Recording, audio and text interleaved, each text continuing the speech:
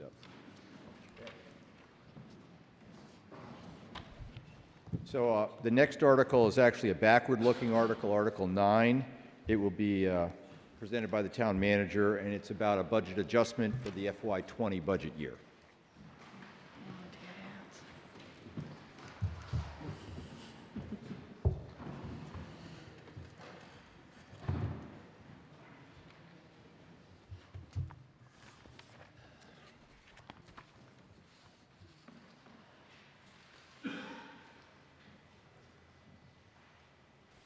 Hi, good evening. My name is Stephen Crane. I'm the town manager.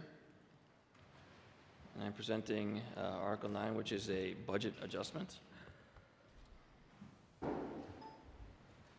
purpose of the budget adjustment is to transfer $225,000 from the FY20 reserve fund to the line item for legal services.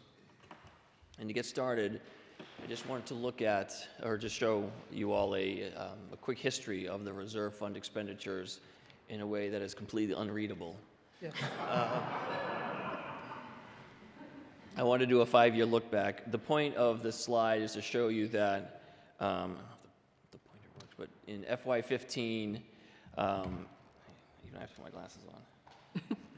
In FY15, out of a $225,000 budget, $215,000 went unspent and was returned to Treasury. In FY16, that number was $188,500. In FY17, there was, you can see, there was a number of expenditures, and $55,882 was returned to Treasury. In FY fiscal years 18 and 19, all $225,000 were spent, mostly for unforeseen legal expenses related to mostly Estherbrook Road, but also collective bargaining. So over the last couple of years, the use of the reserve fund has really been driven in part by litigation. So this is from the Finance Committee's webpage, and this says that amongst the other duties, the Finance Committee manages the town's appropriated reserve fund, voting to disperse money from this fund upon the request from the town manager when unforeseen or extraordinary circumstances occur. The reserve fund request, I did make such a request on January 23rd for $225,000. The Finance Committee did not find the circumstances to be unforeseen or extraordinary and denied the request. So because the reserve fund is basically an appropriation from the appropriating body, town meeting, to the Finance Committee, the statute, I think, state statute imposes some criteria for the finance to consider in expending those funds. Because town meeting is the appropriating body, this transfer does not rely on unforeseen or extraordinary. It's just a simple line item transfer made by the appropriating body. So a little bit of information about the legal services budget. The FY20 current budget is $250,000. Our legal services budget covers town council general matters, labor council general matters, and litigation. But for the last few years, the historic expenditure trend has been under $250,000. That amount has usually been adequate to fund it, again, but for the last few years in litigation. So, in light of the expenditure trends, I have proposed in the FY21 town manager's budget to increase that line item to $344,000. And just a little summary on the cost of the Estherbrook Road litigation. So far, about close to $900,000 has been spent to date. The first $100,000 was spent between 2016 and 2018 on legal analysis negotiations. Then there was $100,000 appropriated at the 2018 special town meeting. At the time, the projected cost of the litigation for discovery and resolution was about $250,000. So how did we get from there to here? There's been a significant additional historical research, a lot of expert work related to those historical records, and some unanticipated discovery costs. The Select Board has worked to control costs of litigation by limiting the claim to the historical status of Estherbrook Road, which avoids additional discovery and deposition of dozens of the road users. So that really saved a significant amount of money in the litigation, and proposed a case schedule to minimize discovery costs and extended multiple offers to negotiate a settlement. So looking ahead, all discovery is expected to be completed by the end of this month. Town council has prepared an estimate for pretrial and trial in the range of about $80,000. Again, knowing what we know today, that is the estimated range. But with the caveat that the scope of the trial is not yet known. In fact, given the trial schedule, these will likely be FY21 costs. And if there are summary judgment motions filed, that could add an additional $50,000 in costs, which would occur in the end of FY20. So that's the explanation. Open for questions about the cost of litigation.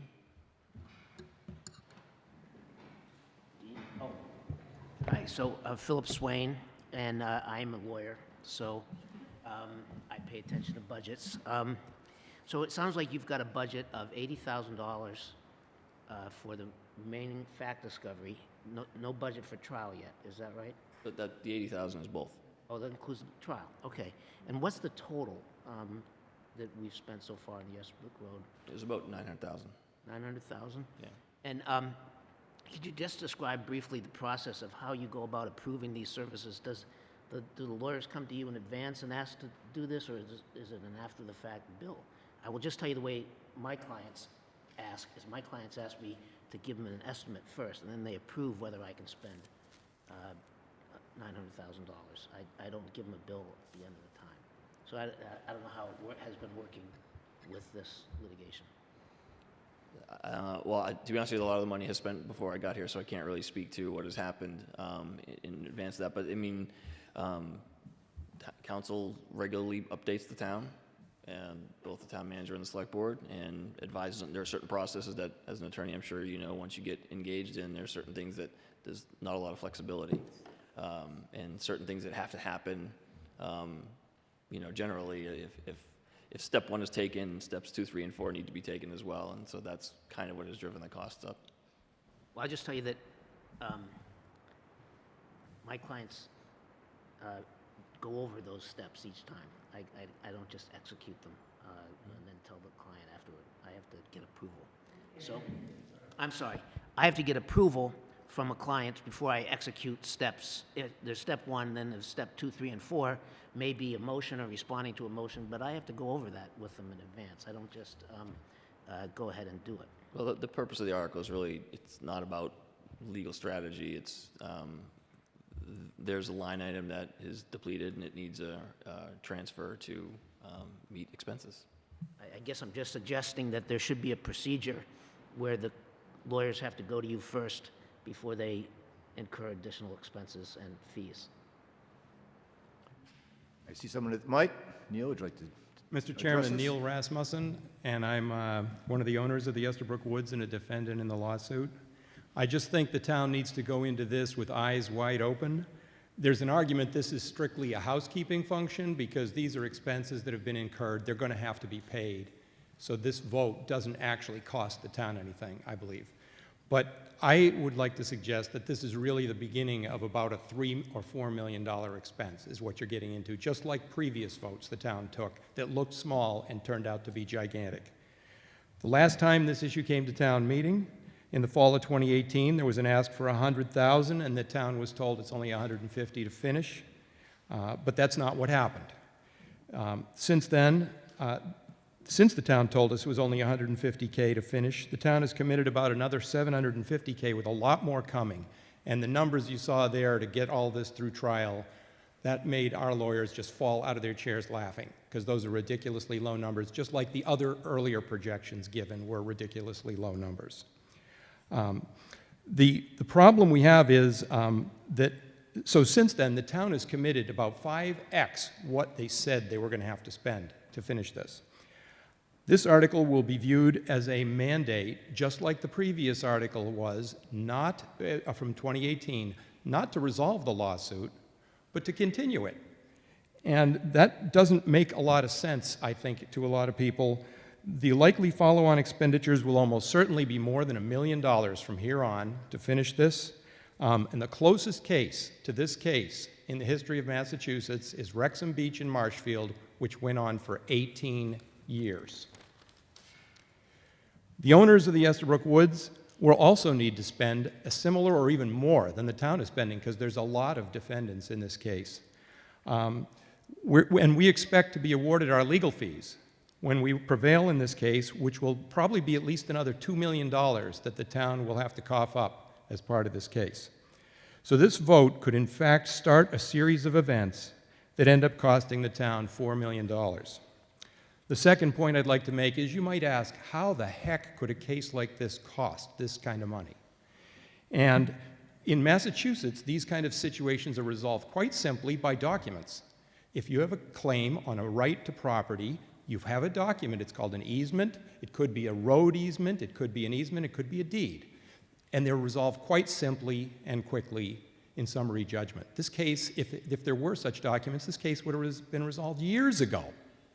But in fact, the town hasn't been able to find any such documents. It continues to come up with documents, then retract them, change their plans. And so we've been getting the legal runaround, chasing legal rabbits for years at an enormous expense. We've produced 13,000 documents between the town and us in this case. There's been hundreds of hours of depositions. Almost all of that was about claims the town has already retracted in the case. So I would just like to suggest that the town deserves to know what they expect to gain and what the likelihood of success is. The town should get a second opinion before the townspeople take a vote that could end up costing another $4 million. The Select Board and the NRC should also get together and think about whether this extraordinary expense would be better used to improve access on town lands rather than attempting to force access on private land. Thank you. Dean, can I make one other comment? And that is, I'm going to say the same thing I said to my clients when I'm faced with a situation like this. You should get together with the other side and settle this, if you can. Go ahead. Brooks Reid, 366 Estherbrook Road. I'd like to echo Neil's comment about how you get an easement. Public roads are made public by publicly available documents. If you can't just pull the documents out and show them to us, they must not exist. So I'd actually like to roll back to, could you roll back, Mr. Crane, to the slide you had where it showed unexpected expenses. It mentioned unexpected, the list of how we got here. Sorry, Maybe it's forward one. right there. Is that the final bullet? Forward one more. Oh, okay. No, maybe one more forward. That's it. It's this All the one. way. Yes, this is the one. It's the one where you listed past year's expenses on the case. That's what we're looking at. Try again. Oh, prior year transfers. Okay. The very first. This one? There you go. Yes. Okay. So it's hard to read, but fiscal year 18 unforeseen legal expenses, fiscal year 19 unforeseen legal expenses. So the town actually started researching the issue at the beginning of 2016, or maybe even the end of 2015. So they've been at it for half a decade. After half a decade, they're unable to produce anything they can bring to court and show to the judge, so the judge will issue the town an easement over the road. You've got to ask yourself, if half a decade hasn't done their job, what's going on?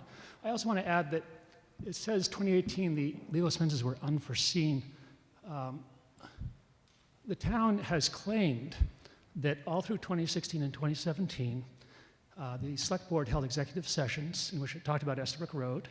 It did not mention the word Estherbrook on the agendas, and it claimed that it was holding these executive sessions because litigation was imminent. So it's unclear to me how fiscal year 18 could have unforeseen legal expenses when the Select Board was claiming as early as 2016 that legal action was imminent. So none of this makes sense from the point of view of the defendants. I just want to bring up those points. Thank you. Thank you. Any further comments? Oh, here we go. Thank you, Diane Proctor, 57 Sudbury Road. Stephen, I just have a question again about the amount of money. I was going to ask whether you were planning enough money, and clearly from the discussion that bears further discussion.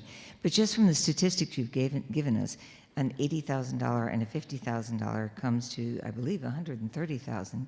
And if you add that to the $250,000 that was previously requested, that comes to $380,000 rather than $344,000. So I just wonder where that shortfall is covered and where it happens in the budget. I may have misunderstood the figures, but that seemed, that's puzzling to me at least. So the town manager's budget was prepared and submitted prior to getting an updated cost of litigation. So one didn't follow the other.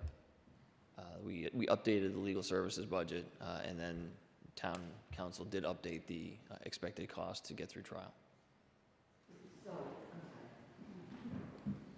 So let me say it this way. So the The FY21 town manager's legal services budget It's going was to have to not be- informed by the estimate. Okay, so you're going to increase the request before again, town meeting? No, I'm not planning to. It's already, the budget's already I in the understand warrant, that, so I and don't warrants plan to do it numbers this time. cannot be increased. I'm just wondering, Well, there's a lot of unknowns between now and then, so I don't know that I would increase it based on an uncertainty. okay, thank you. Ellen Quackenbush, 206 Prairie Street. I don't know if folks can answer this, but Mr. Rasmussen made a comment that kind of perked my ears. Are we responsible for the defendant's legal fees if we lose? I'm not town council, so I couldn't answer that. I guess I would just raise that because that's a serious red flag. Yeah. Not usually. I think, It's unusual. There's provisions in Massachusetts procedure to seek the other side's attorney fees, but the normal procedure is each side pays their own. Yeah, okay, thank you. That's what I thought, just was curious. But I guess that's a legal counsel issue and it's a risk mitigation issue. Matt Johnson, 21 Winthrop Street. I just was curious, what is the effect if this article did not pass at town meeting? well, the effect would be that the Finance Committee would retain the full amount of the reserve funds, and then somewhere near the end of the fiscal year, the deficit in the account, in that line and legal service line item would need to be met through an interdepartmental transfer, meaning transferring from one other general government function, like public safety, for example, into legal services, which would require both the select board and the Finance Committee at that time. So it would have to be taken away from the budget of some other department I mean, at effectively. year end, usually at year end, if there's funds that don't look like they're going to be expended in the fiscal year, they are available. It's a pretty, I shouldn't say it's common, but it is done semi-regularly in communities who have situations like this, or not like this, but who have situations where line items are expended and they need to bring in money from another function. Are there examples of past cases of that? I occurring? don't know in Concord. I know in Long Meadow, we did it a few times. It's, like I said, it's not that uncommon. So let me comment on that because we've been through this for several years. The list of transfers that you see here, some of which occur in the last 90 days of the fiscal year. The town can appeal to a combination of the select board and the finance committee, and with the agreement, funds can be transferred from any line item account to another line item account. This reserve fund would then be a line item account, and we are at the end of the fiscal year, and if the funds are still there, it is quite likely that they could be transferred without too much friction because they haven't been used and they're transferable. So, you know, this is something that happens regularly. It happens every year. And then a question for the Finance Committee. What were the criteria that you used to determine whether the expense was unforeseen or not? I guess the committee determined that it was not unforeseen, but technically, you know, this amount was budgeted and that amount was spent. So how did you say that that was unforeseen? What was the evidence or the...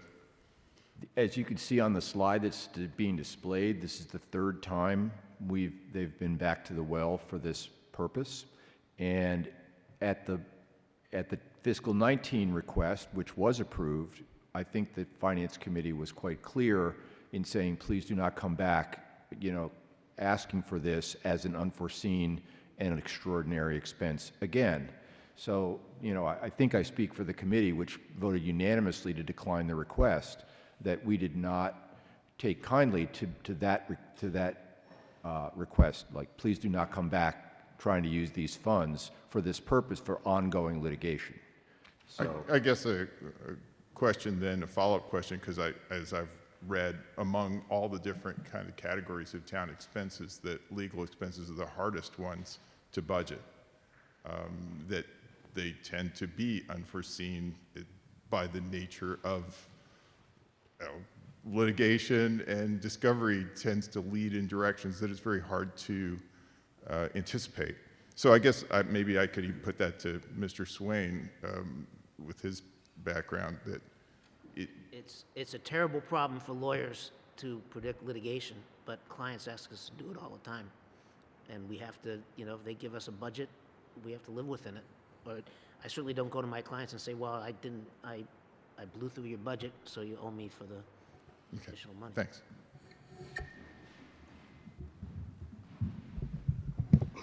Hi, I'm William Beckleen, 254 Fairhaven Road. I don't have a dog in this fight. I live totally on the other side of town. I was at the last Finance Committee meeting where you basically turned down this request, and I'm surprised to see it show up again, because I thought that it was pretty much agreed that the place to argue this was going to be on the town meeting, so that the citizens of the town, tax-paying citizens of the town, could understand what we're getting for having spent $1 million on this. I don't see it. I wish it would be in front of the town so the town can understand why we spent $1 million on it and what the benefit is going to be. If I could, sir, that's why we have the article here in the warrant, so town meeting can vote to do this line item transfer as opposed to the finance committee who declined to do it. So that's what we're doing. Yes. any further questions from the Finance Committee? Dee? Stephen, would you please describe what happens at the end of the year if you do not have money to pay the bills, and what happens to our bond rating, et cetera, or the potential consequences from a financial standpoint?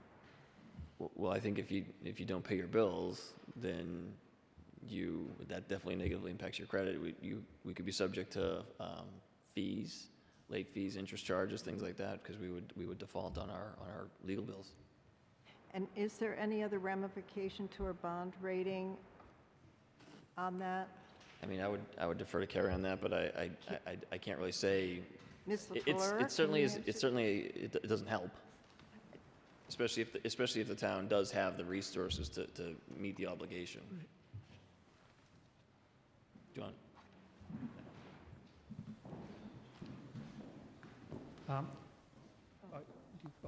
So I think the more immediate issue is the state will not let us close our budget with a deficit. So I think what would happen, because this is, while we can carry a deficit for a court settlement, we can't for legal fees. So I think that the state would require us to address this, and if the town did not address it, the likely issue that would happen, I think, is when we're going to have our free cash certified, say the amount is $200,000 that we have a deficit, they would reserve $200,000 from our deficit. They would require us then to fund that within the levy in the following year, so that we would be taxing again to collect that same amount. So I think the state would be leaning on us fairly heavily to use our unexpended appropriation to resolve this rather than having to raise it a second time.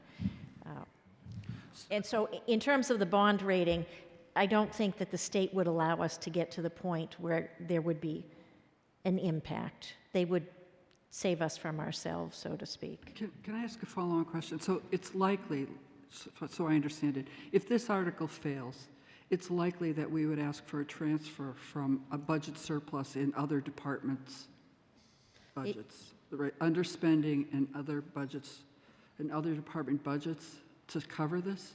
It So is, that we wouldn't get into the situation where we're looking at free cash. That's how I understood it. it is a certainty that if this article doesn't pass at town meeting, that our next avenue to address it would be the year-end transfers, as the Right. chair described earlier. And the year-end transfers, if I just remember last year, we had quite a bit of money available for those transfers.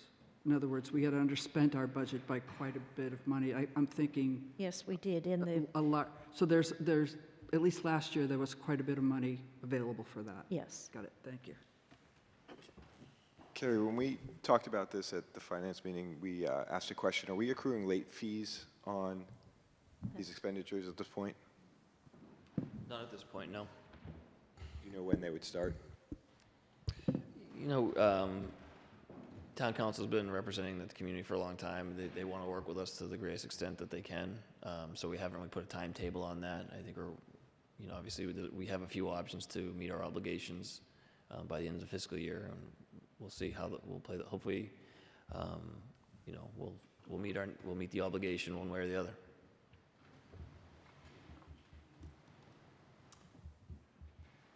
Brooks Reid, 366 Estherbrook Road. I'd like to address Ms. Ortner's question regarding, or not the question, but the point you make about what if the town can't pay its bill? And the lawyers for the town actually asked us if we would accept a stay, basically wait to continue the case until after this vote is taken. And our answer was a resounding no. And there's a very specific reason. The town has put out a large amount of false information about the trail. And I'll give you an example. If you go and you look at the June 4, 2018 Select Board meeting, and you watch the chair's report, the chair reads a 3-minute statement about how people have placed poison on their land for the purpose of causing anxiety among dog walkers. And that video was snipped out and put into the Concord Unleashed webpage on July 3rd, 2018. If you go to the Concord Unleashed webpage and you scroll down to July 3rd, 2018, you can watch a little story about how Tom McKean says that we're putting out poison to cause anxiety among dog walkers. And of course, that got dog walkers very angry at us. And so I made a public records request to find out how this had come about. And I got extensive emails between Tom McKean and Concord Unleashed, and both of them knew there was no poison in the woods. All this came about because my wife called the police to ask if it was permissible for us to put poison in our barn for rats. And that became a dog officer report that said, reporting party wants to put poison in our barn. And then Mr. McKean made up the story. It was placed on Concord Unleashed. People became very angry at us, and then they voted for the $100,000 at special town meeting. This is typical of the kind of tactics the town has used, and it's made our lives hell. And so we are not going to take a stay. We're moving ahead as fast as we can on this. Thank you very much. By the way, you can check all that online. It's there. I checked it today.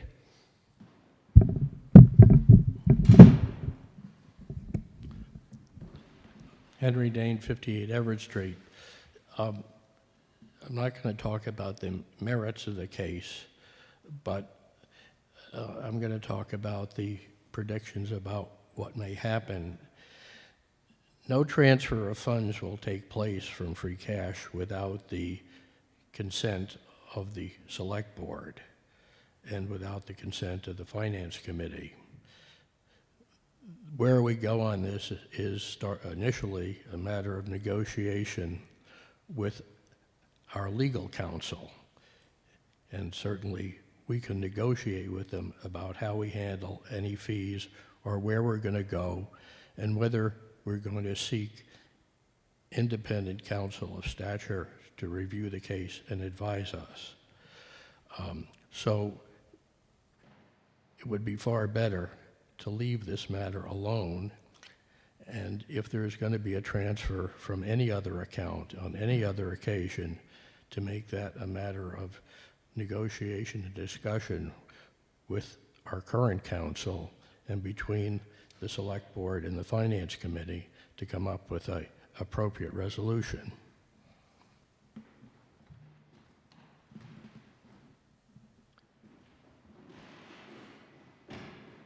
I see no one further at the mic. I no more Finance Committee questions, I think you can move on to the Town General Fund budget.